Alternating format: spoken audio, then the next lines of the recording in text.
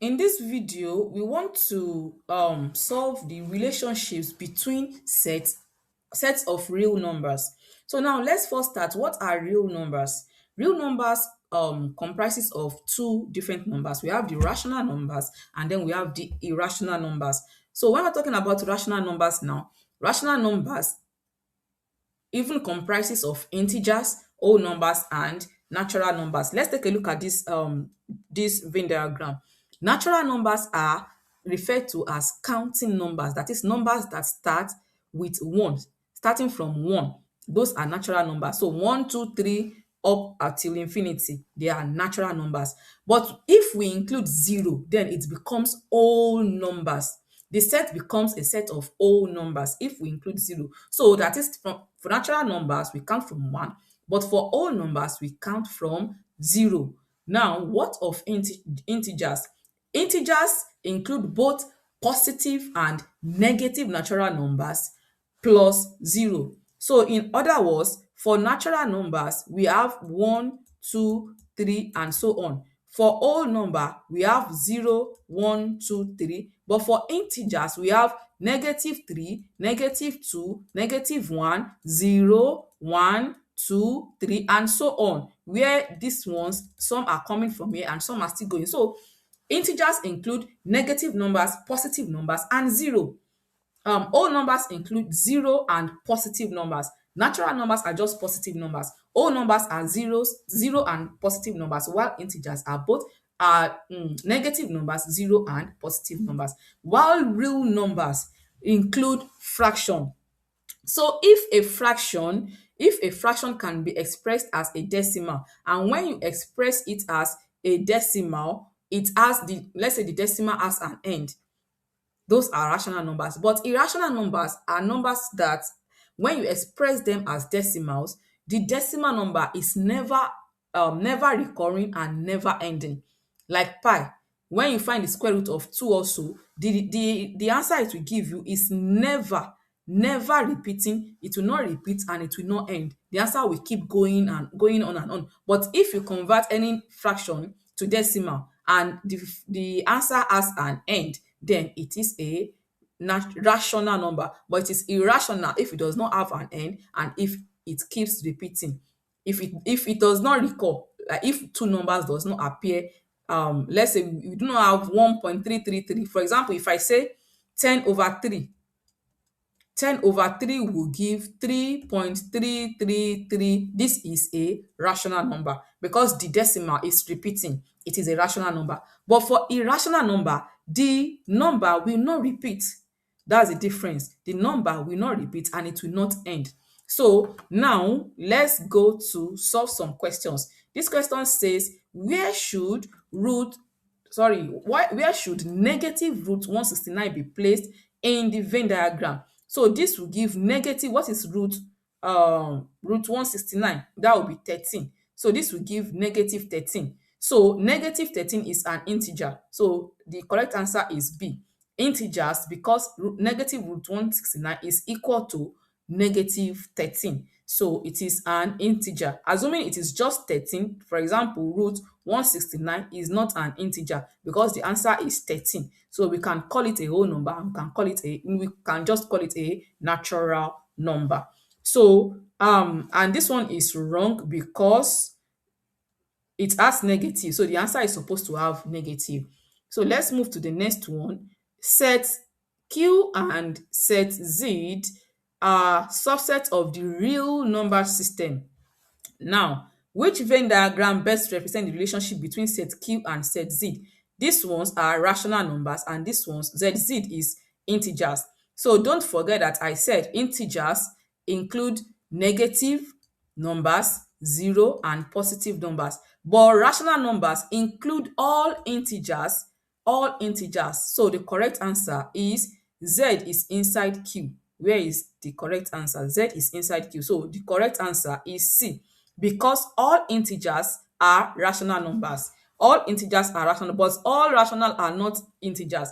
For example, this one is wrong because it can be rational and not be an integer. But if it is a rational number, then it is, if it is an integer, then it is a rational number. from this diagram, you can see that all integers are inside rational numbers. So the next one is, which Venn diagram correctly represents the relationship between rational numbers and irrational numbers? So the answer will be A, because rational number, a number cannot be both rational and irrational. It is either rational or it is irrational. So the answer is A, because rational numbers and irrational numbers have no number in common.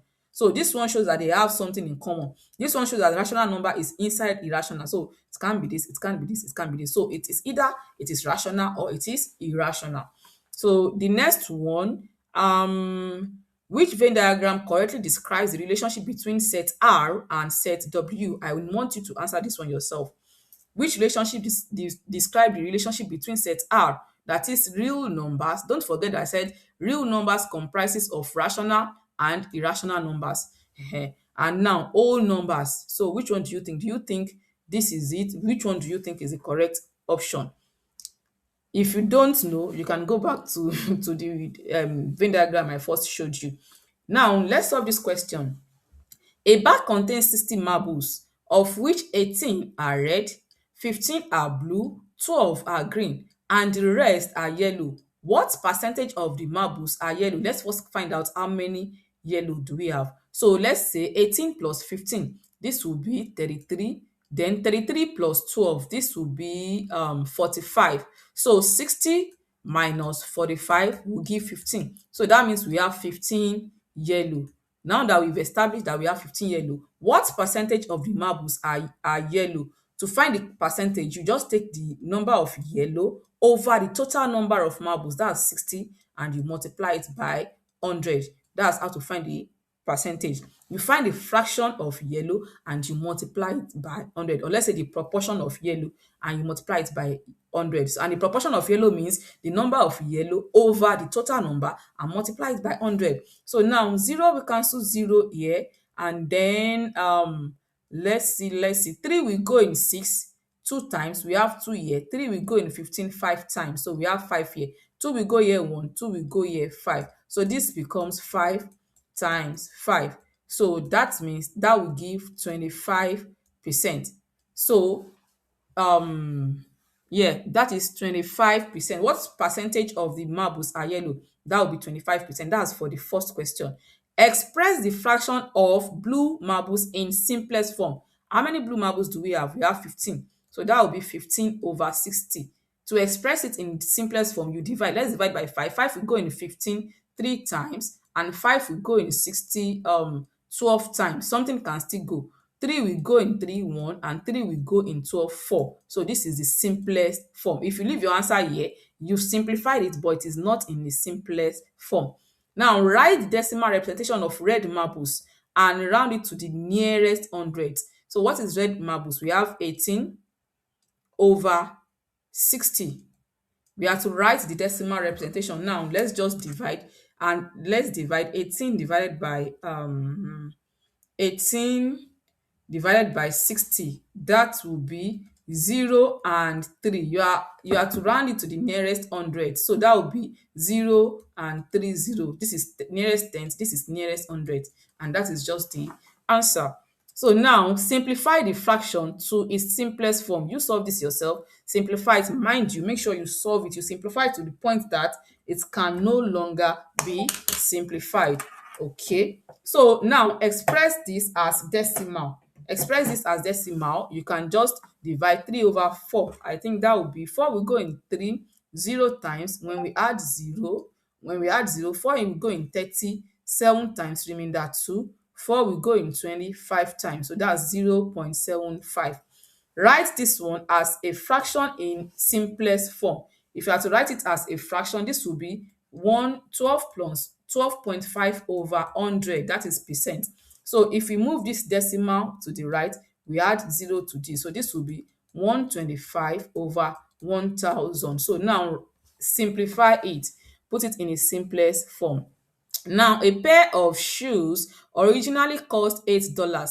The store is running a 20% discount and adds an 8.25% sales tax to the discounted price. What is the total cost of the shoe after the discount and sales tax? Now, a pair of shoe costs $85, okay? $85. The shoe is running a discount of 20%. So a discount means we'll subtract 20% from this, and then we add this. Let's start by calculating 20%.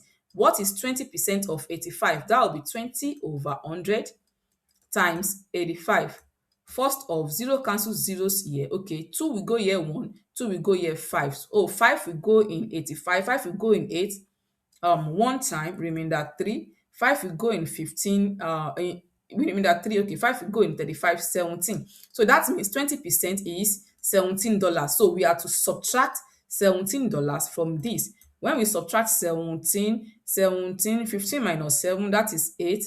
7 minus 1, that is 6. Let me confirm. 85, yeah. 85 minus 17, that is 68. So after subtracting the discount, the shoe will cost $86.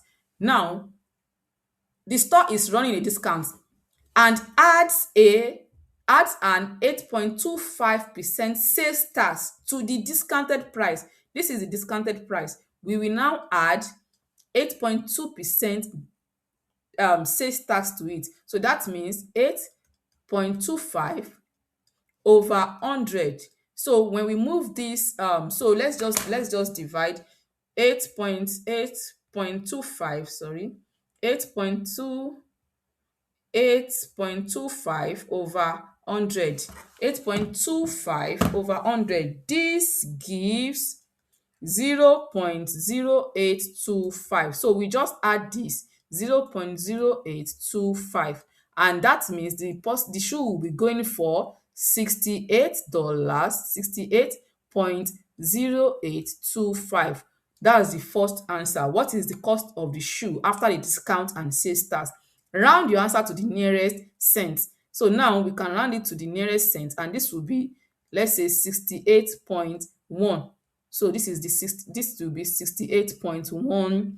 This is the 68.1 cents or 68.10 cents. So yeah, so that will be 68.1 or 68.10 cents to the nearest cent. So that will be 68.10, $68.10. And that is how to answer this. So now let's move to the next question. Arrange this in ascending order. To do this, all you have to do is just, okay, this one is in decimal, 0.8. Put this one in decimal. 7 over 10 will be 0.7. Put this one is in decimal. 70% is 70 over 100. When we cancel this becomes 7 over 10, and that is 0.7. So arrange them in ascending order. So if you are to arrange them in ascending order, 7 over 10 is the same thing as 70 over 100. So that means they both go together. So a store has a discount of 25% on an item that originally cost $80. How much is the discount? So calculate the discount. 25%, 25%, 25% of 80. Calculate it. And the next question, Maria runs 3/5 of a mile every morning. Over 5 days, she runs 4 1/4 miles in total. Which day did she run more than her usual distance? By how much? So if she runs 3/5 per day and she ran for 5 days, so that means for 5 days she ran 3 miles. And now she ran a total of 4 1/4. So if you subtract it from that 3, that means she ran an extra of 1 1/4 miles. And that is it. So the next question, a machine fills bottles with water at a rate of 12.8 liters every minute. How many bottles, each holding 0.32 liters, can be filled in 15 minutes? You answer this one. I've solved 11. So solve this one. Let's see. Maria bought 2.5 kilograms of apples. Each kilogram cost $3.75. How much did Maria pay in total? Calculate it. How much did she pay in total? If she bought 2.5 kilogram and each kilogram cost this, how much did she pay in total? What are you expected to do? Calculate it. A jacket cost $120, but it's on sales. for 30% off. What is the discount amount and how much does the jacket cost after the discount? So you calculate the discount, then subtract the discount from the original price to know how much it cost after the discount. A car uses 1 liter of fuel to travel 15.8 kilometers. It uses 1 liter for 15.8 kilometers. If the fuel tank holds 45 liters, how far can the car travel on a full tank? So it travels 15.8 kilometers for 1 liter and now it is holding 45 liters. How far can it travel? Now do your calculation. What are you supposed to do? What are you expected to do to calculate the liters it will take for 45, the kilometer it will travel with 45 liters, and for 1 liter it travels 15.8 kilometers. Calculate it. Three friends went to a restaurant and spent $78 and 60 cents. They decided to split the bill equally. How much does each person pay? Three friends spent $78 and 60 cents and they divided the bill equally.